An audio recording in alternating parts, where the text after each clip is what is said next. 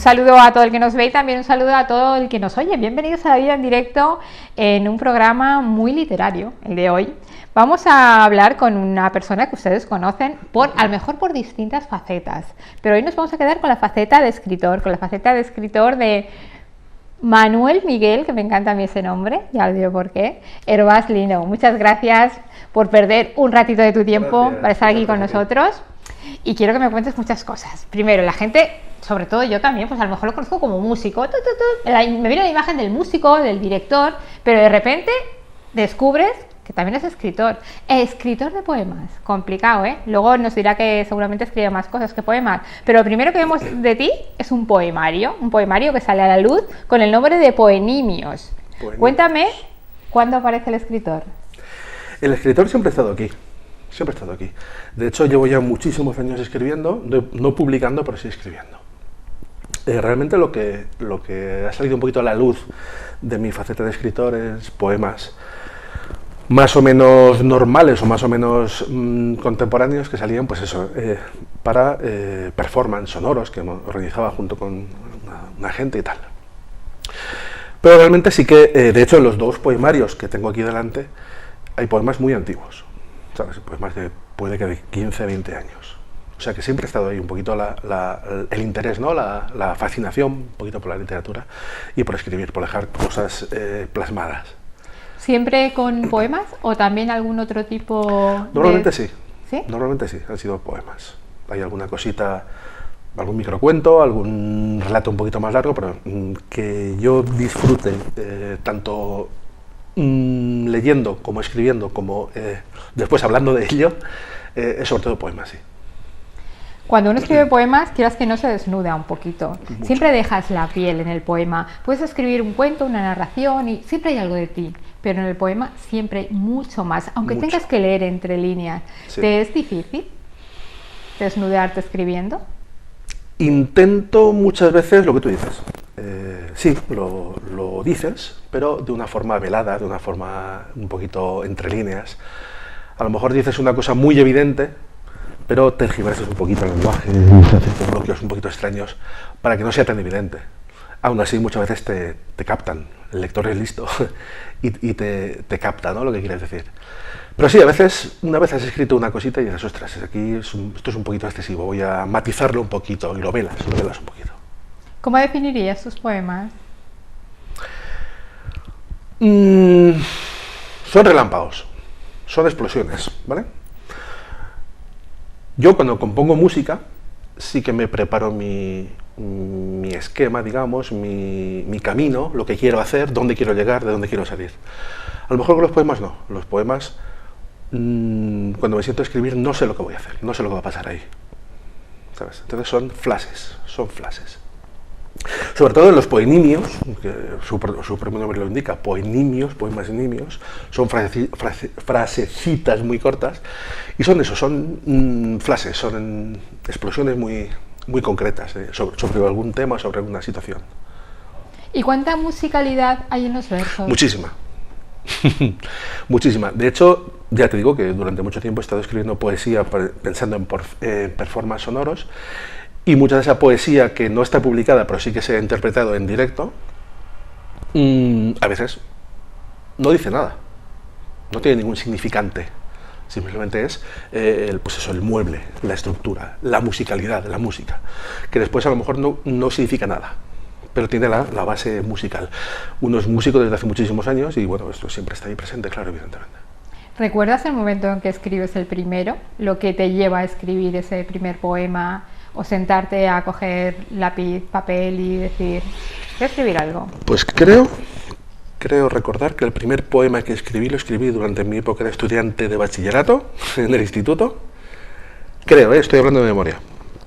Y creo que fue un poema que está además aquí, en el segundo libro, que es una especie de respuesta al poema número 20 de los 20 poemas de amor y locación desesperada de Neruda.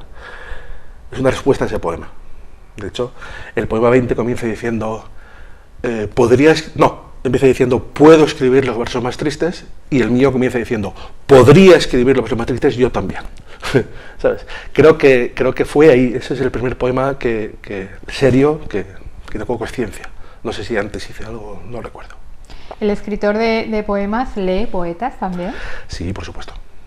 Leo y escucho mucha poesía. ¿Cuáles destacarías? Neruda, por ejemplo, me gusta muchísimo.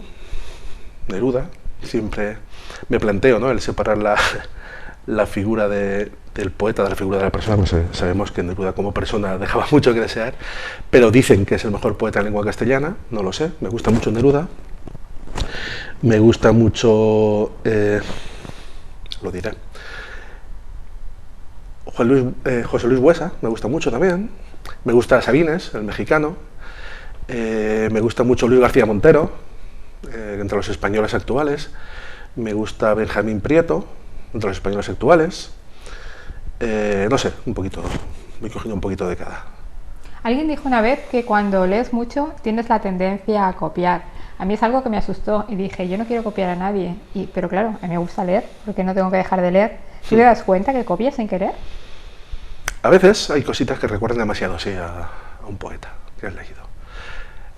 Supongo que es normal también. También ocurre en música, ¿eh? A veces estás componiendo y dices, ostras, esto me suena demasiado a algo que he escuchado antes, ¿sabes? Este viernes verá la luz, aquí en Segorbe, tu segundo libro de poesías. Sí. Dime qué diferencia hay entre el primero y el segundo. Poenimios, el primero es pues esto es una colección de poenimios, poemas muy cortitos, son aforismos, ¿vale? Serían los epigarmas griegos, sería la greguería de Ramón Gómez de la Serna, ¿vale? Frases muy cortitas, muy concretas, muy pinceladas, algunas muy graciosas, otras un poquito agrias, un poquito incisivas. El segundo, ya el propio título lo dice, se titula El largo viaje de Thérèse Malfatti. Son poemas mucho más desarrollados, mucho más complicados, si quieres, de un tema muy concreto que sería el tema amoroso, ¿vale? La Thérèse Malfatti se supone, según dicen los investigadores, actualmente se considera la principal candidata a ser la famosa amada inmortal de Beethoven. Después de muchos años, parece que esta señora es la más que más oportunidad tiene de serlo. Por lo tanto, el primer libro, yo siempre digo, el primer libro se lee en media hora, en una horita se puede leer. El segundo no, el segundo necesita un proceso de lectura, relectura y de buscar cositas ahí. Hay cositas que buscar. Hemos hablado del escritor, vamos a hablar de los lectores. Es difícil hoy en día que la gente se pare a leer, sobre todo estamos en un fenómeno tecnológico que la gente lee el titular y no lee nada más. Obviamente eso lo pueden comprobar porque cuando hay un artículo mucha gente critica por el titular, no se han parado a leer el artículo en absoluto. No. Lo mismo sucede con la literatura. Es muy difícil que alguien quiera leer un libro. Y sobre todo poemas. ¿Por qué poemas? Porque quizás son más difíciles de comprender e interpretar que la típica novela de mercado, que es sí, fácil, claro. Que es una historia de amor o desamor, Sí. y que es fácil de comprender y todo el mundo tiene la capacidad de entenderla. ¿No sucede lo mismo con los poemas? Sí, por supuesto. ¿Cómo por es supuesto. tu público? Ese público lector. Bueno, el público lector que yo conozco, que me han hecho comentarios, realmente es gente que me conoce y gente que me entiende. Hay mucha gente que me ha llegado a decir incluso que cuando lee mis poemas escucha mi voz cuando lo lee. El público, ya digo, amigos, conocidos que me conocen muy bien y que me han leído. También he oído comentarios de gente que no me conoce y también me está haciendo muy buenos comentarios sobre el tema, ¿sabes? Gente que le está gustando. En fin, personas en Granada, la editorial que publica los libros es granadina, y personas en Granada que han leído el libro pues les está gustando, me están comentando. Pero sí es cierto que es muy difícil hoy en día leer. Por eso yo creo, lo que te decía antes, el primer libro, el poemio, se puede leer muy rápido, porque es un poquito esto, ¿no?, lo que tú comentabas. Son titulares, son frases. El segundo no, el segundo ya requiere un proceso. Y sí es cierto que hoy en día la gente no lee en absoluto. Leen el titular y a veces hasta mal. Yo he visto en redes sociales gente que ha colgado un titular que quería decir justo lo contrario de lo que esta persona quería decir, ¿sabes? O sea, que la gente lee mal. Cuando éramos niños y íbamos a clase, lo primero que estudiabas de escritores eran las generaciones del 27 y del 98. ¿Tú qué crees que van a estudiar los niños dentro de unos años? ¿Habrá una generación actual? ¿Estudiarán a los nuevos escritores? Sí la hay, por supuesto. Ya te comentaba, aquí en España tenemos perfectamente a Luis García Montero y tenemos a Benjamín Prado, que son los grandes líderes de la generación de, pues, si quieres, de la transición, por llamarlo de alguna forma, ¿vale? Me estoy inventando yo el nombre. Junto a Joaquín Sabina, que también escribe mucha poesía. Pues esos tres personajes serían los grandes nombres de esta generación, pues ya te digo, llámalo de los 80, llámalo de la transición, llámalo como tú quieras. Pero ya hay una siguiente generación, ya está en este momento no recuerdo, pero ya hay un grupo de poetas y poetisas, si es que esa palabra todavía tiene validez, que últimamente no se utiliza la palabra poetisa, que están tomando el relevo también. Se estudiarán, bueno, pues se estudiarán pues dentro de 50, 60 años. La escuela siempre va un poquito tarde, la escuela nunca va actualizada, nunca va con la sociedad, siempre va tarde. Yo me dedico a dar clases de música en secundaria y yo soy el que se tiene que preocupar de que los niños sepan lo que está pasando hoy en la música. Si tuviera que atenderme al programa lectivo, se quedarían hace 60, 70 años, como mucho. Dicen que no hay dos sin tres. Por lo tanto, el tercero o está ya en el horno, que se suele decir. El tercero, si todo va como debe de ir, para septiembre, para mi cumpleaños. ¿Para septiembre? Sí, para septiembre. Poemas, de nuevo. Poemas también más desarrollados, más complejos, pero no románticos. Poemas sería un poquito lo incisivo del primero con la forma del segundo. Dime cómo escribes, ¿cuándo llegan las musas? ¿Tú te planteas un horario de escritura? No. Los escritores así más serios sí que tienen su horario, ¿eh? El resto yo creo que cuando nos surgen las musas. Claro. Los profesionales de la literatura escriben y tienen sus horarios. Nosotros cuando podemos y tenemos el momento, evidentemente. A veces las musas vienen cuando menos toca también. Voy a contar una cosa que no se entere nadie, que no se entere la Guardia Civil ni los Mossos de Escuadra. Yo a veces he escrito poemas conduciendo. Sé que no se debe hacer, pero si viene en ese momento, escucha, viene en ese momento, ¿sabes? Sí, bueno, no tengo horarios. Un poquito cuando tienes un tiempo, cuando tienes un ratito, cuando vienen, a lo mejor estás leyendo y en ese momento te surge una inspiración, estás leyendo otro poemario de otro autor y dices, ostras, a partir de aquí voy a estirar el hilito y sale algo, ¿sabes? Y cuando escribes, hay algunos que son de ordenador, muy adelantados a la época, pero otros somos del lápiz y el papel y el bolígrafo y papel, es decir, siempre con pequeños apuntes por ahí, que luego ya pasas a limpio, pero... A ver, yo tuve mi época, hace unos años, que era de ordenador. Y de hecho, cuando escribía alguna cosa a boli, era provisional hasta que pasaba a ordenador.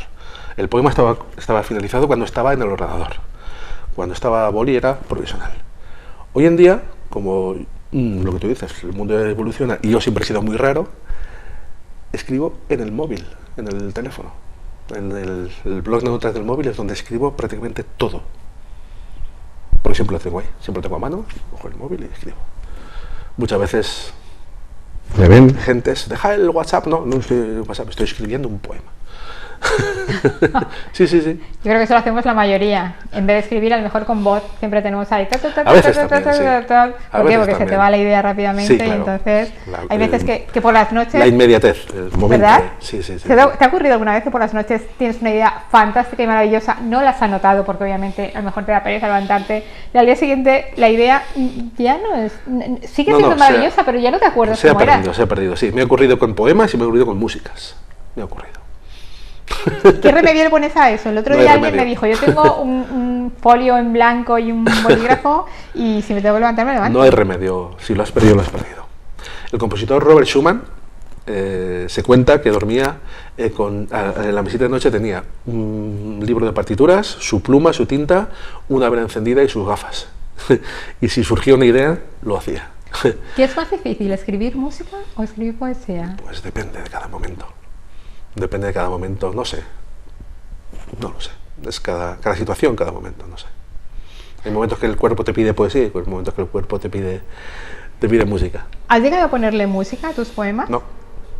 ¿No se te ha ocurrido? No. Es decir, unificarlos. Acabo de recibir, esta semana, una oferta de un cantante pop para musicar algunos de mis poemas. Pero yo en este momento me siento incapaz. Porque concibo cada cosa en su lugar. No me atrevo a unificarlos. Detrás que algún día lo haga, pero en este momento... Detrás de un músico siempre hay también un gran escritor. No todos los músicos escriben sus propias canciones, pero si tú tuvieras que quedar con ese músico-escritor... Músico y escritor.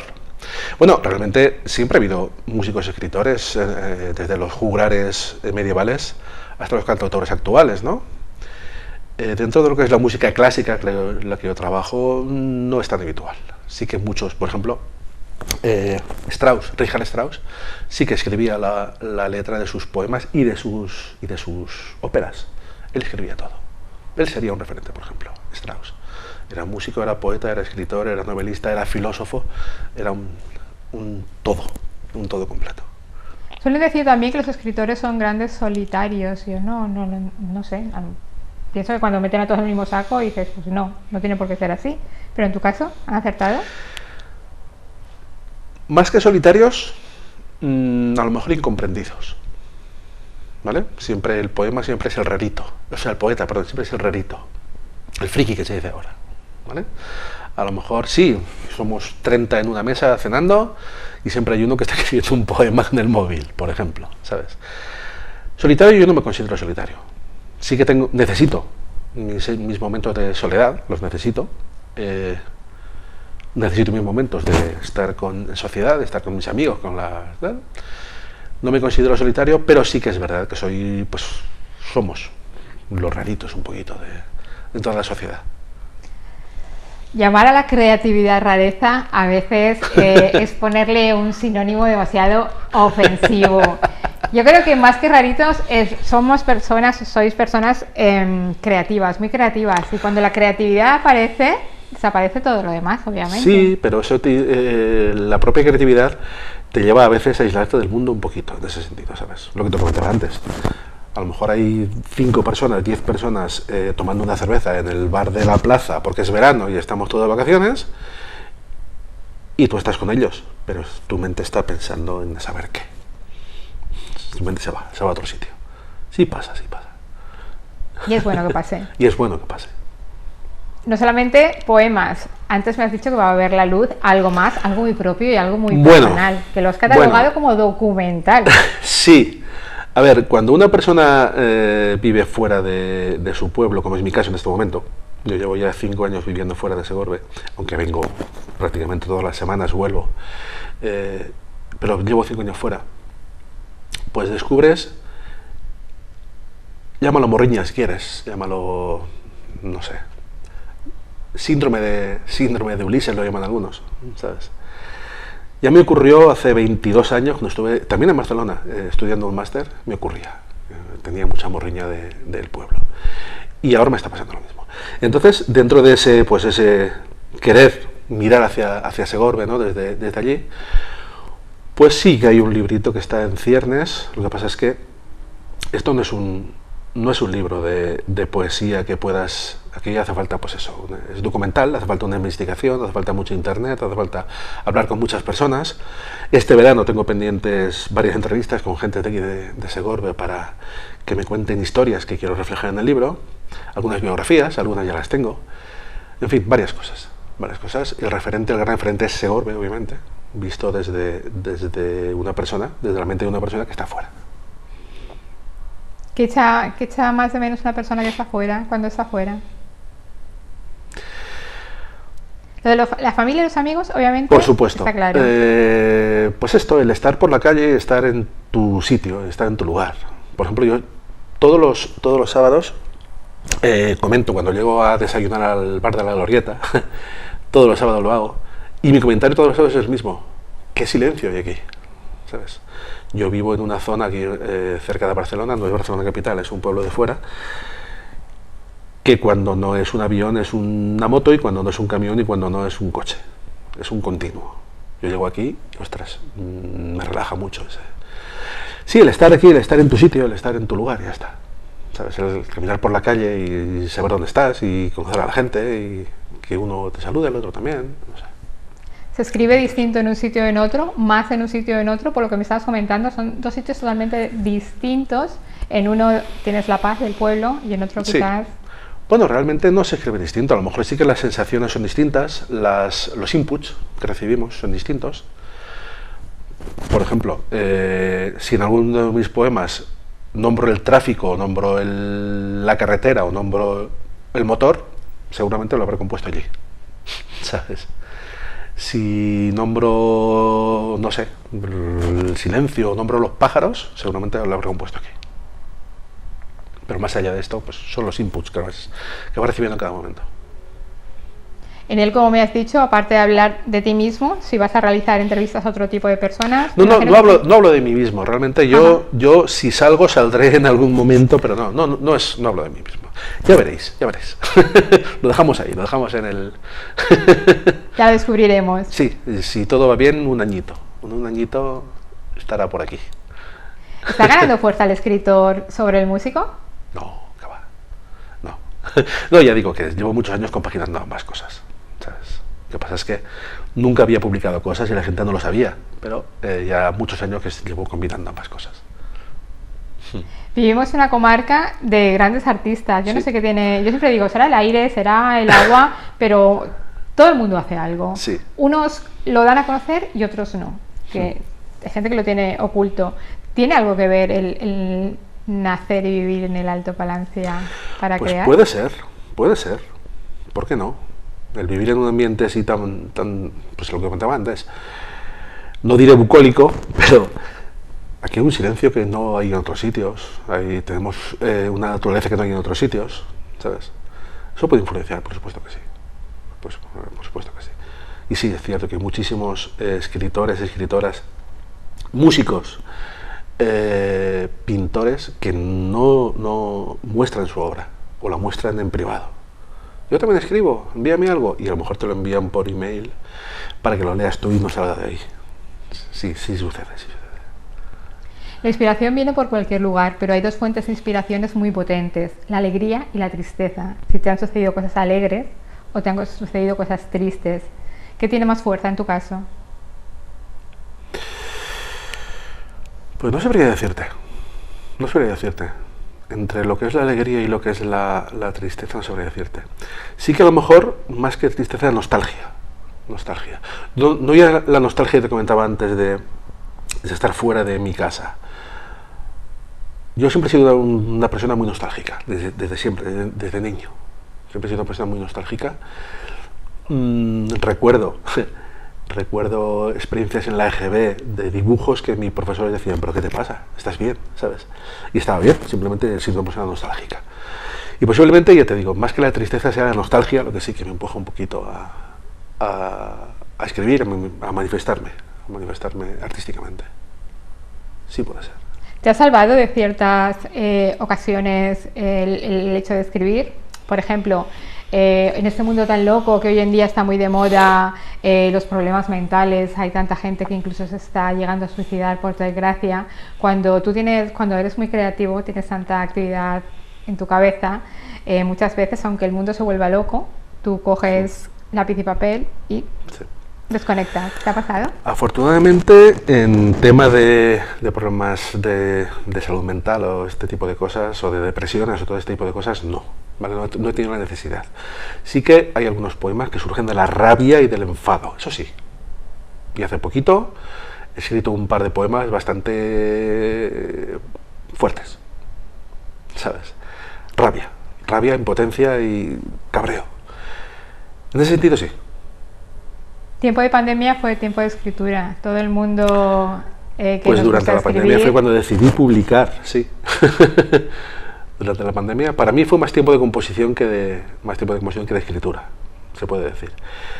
Pero fue cuando decidí recopilar todos los poemas que tenías por ahí sueltos y organizarlos en un libro, claro.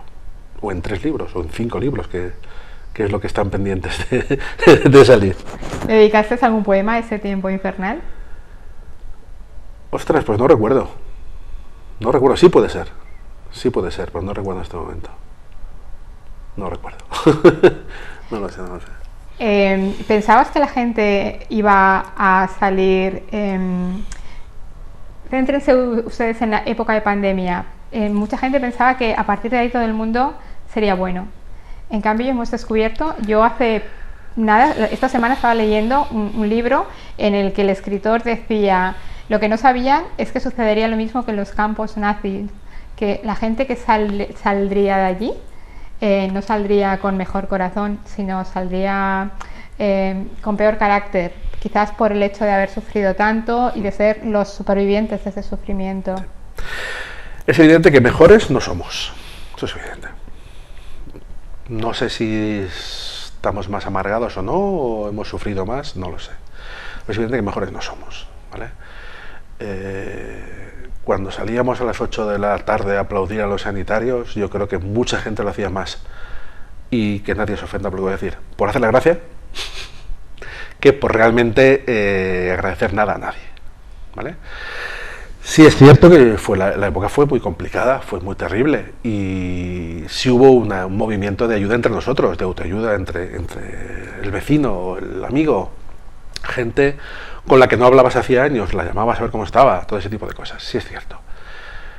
Y sí es cierto que hubo la ilusión, ¿no?, de que saldríamos mejores porque en ese momento éramos mejores, pero no, bueno, se ha visto que en cuanto hemos tenido la oportunidad somos exactamente iguales. Para lo malo y a lo mejor para lo bueno también, pero para lo malo sobre todo. Lo único que se ha reflejado ha sido, soy profesor de secundaria, la salud mental de los adolescentes. Ahí sí que tenemos un problema.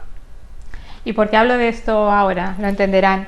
Es una época en que todo el mundo tuvo mucho tiempo para leer, obviamente. Habían los que nos gustaba leer, leíamos, y hubo gente que se dedicó de nuevo a leer. Has ido a algunas ferias del libro, ¿te has encontrado gente que son esos nuevos escritores y que te dicen, mira, desde aquel tiempo me dedico a leer porque me relaja, quiero leer poemas? A leer y a escribir. Mucha gente que se ha puesto a escribir, ha empezado a escribir en pandemia, eso sí que es cierto. Muchas personas que no estaba en casa y tenía tiempo, pues comencé a escribir, a ver lo que salía. Y salían cosas chulas y los publicaron. Sí es cierto que hay mucha gente. Lectores creo que no tantos. Lectores, yo creo que quien leía antes leía ahora y leyó en aquella época. Quien no leía tenía la tele, tenía Netflix y tenía la radio, ¿sabes?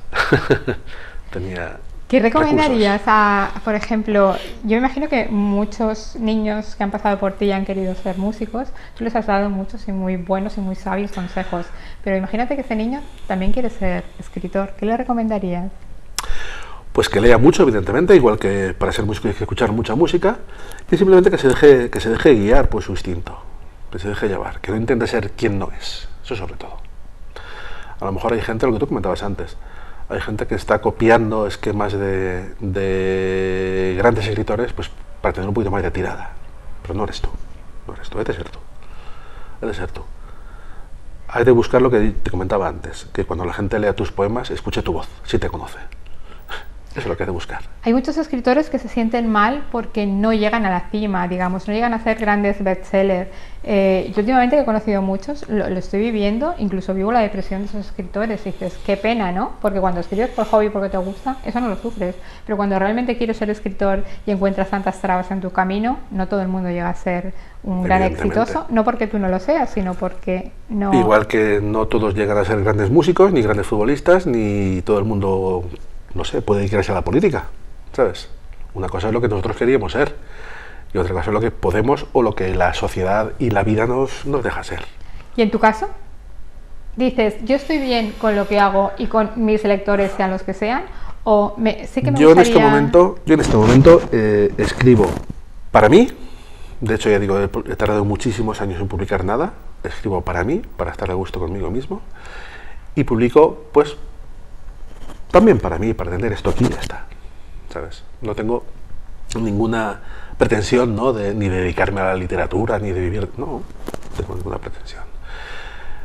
¿La gente le está gustando? Pues estupendo, ¿vale? La editorial me ha hecho el favor el segundo libro publicármelo en su etiqueta negra, en su etiqueta de lujo, pues muy agradecido, ¿sabes? Pero no tengo ninguna pretensión, simplemente quiero publicar, ya está, publicar, que la gente, compartir con la gente que quiera leerme, pues lo que yo he escrito, ya está. Vamos a hablar de otra faceta de la escritura, los concursos. A mí me encantan los concursos literarios. Yo otra cosa no, pero los concursos disfruto mucho. Yo no sé si tú eres también escritor Desde que acabé la EGB. ¿Has participado alguna vez? Desde que acabé la EGB, en ninguno. Y en la EGB porque el profe me obligaba. Nos obligan a todos. ¿Sí? No me gustan los concursos, ni en la literatura, ni en la música, ni en ningún tipo de artes.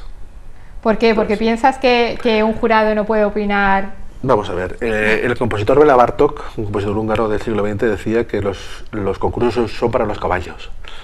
Para los caballos. Para los caballos, no para los artistas, ¿sabes? Y estoy de acuerdo con él. Tú tienes que mostrar lo que llevas en el interior y tienes que pasarlo bien en el escenario o escribiendo o donde sea. Tienes que pasarlo bien e intentar que el público o el lector se lo pase bien. Sí, evidentemente, quien gana un concurso a lo mejor tiene una oportunidad de progresar en su oficio, sea cual sea. Pero es que yo no me veo participando en un concurso o viendo un concurso, ¿sabes? Es que este es el mejor músico del mundo. Bueno, es el mejor músico del mundo hoy. Mañana será otro. Y si los mismos 15 músicos se presentan al mismo concurso hoy y el mes que viene, hoy ganará uno, pero el mes que viene ganará otro, ¿sabes? Eso es un poco... Es tan relativo todo y tan... No me gustan los concursos. ¿Cómo te ves en el mundo de la escritura? ¿Te ves increciendo el día de mañana ya persona mayor en la tranquilidad de tu hogar, rodeada de libros que tú has escrito? A ver, yo escribir, yo digo, llevo muchos años escribiendo y supongo que seguiré haciéndolo. Sigo haciéndolo hoy en día, sigo haciéndolo y supongo que algún día, pues sí, tendré muchas cosas escritas. ¿Publicadas? No lo sé, las que tendré. Ya te digo, en principio, mi objetivo a medio plazo o a corto plazo es los 5 libros que te comento que quiero tener publicados cuando acabe 2024. ¿Tienes cosas a guardadas? Partir del 1 de enero del 25 no sé qué puede pasar. ¿Y tienes cosas guardadas en el cajón que por vergüenza torera nunca verán la luz? Porque quizás son demasiado íntimas o las escribiste en un momento que a ti te resultó realmente estimulante y relajante escribirlas, pero no quieres darlas a conocer. Sí que hay cositas por ahí un poquito, ya digo, un poquito excesivas. Un poquito excesivas, lo que comentabas antes, en plan de desnudarse uno ante el público. Sí que las hay. Algún día podré saber, ¿por qué no? Bueno, ya lo veremos. Lo que sí que vamos a ver es el viernes. Este viernes, que día 16, ¿no? 16, sí. ¿hora? A las 6 de la tarde, en el Centro Cultural. Olga Raro. Entonces, emplazamos a toda la gente que nos está oyendo, que nos está viendo, de este. para que disfruten de tu segundo poemario. Sí. Y nos quedamos a la espera del tercero. El tercero, que si todo va bien, será después del verano. ¿Y del cuarto? Y del cuarto y del quinto, ya veremos. Bueno, pues muchas gracias por haber perdido este ratito y haber conocido más al escritor, al músico. Ya lo conocemos, tenemos la suerte de contar contigo, de que seas un segorbino de estos que decíamos antes, de que tiene la creatividad en vena, eso es muy chulo, y disfrutar no solamente con tu música, ahora también podemos disfrutar con tu escritura. Muchísimas gracias a ti. Gracias por todo.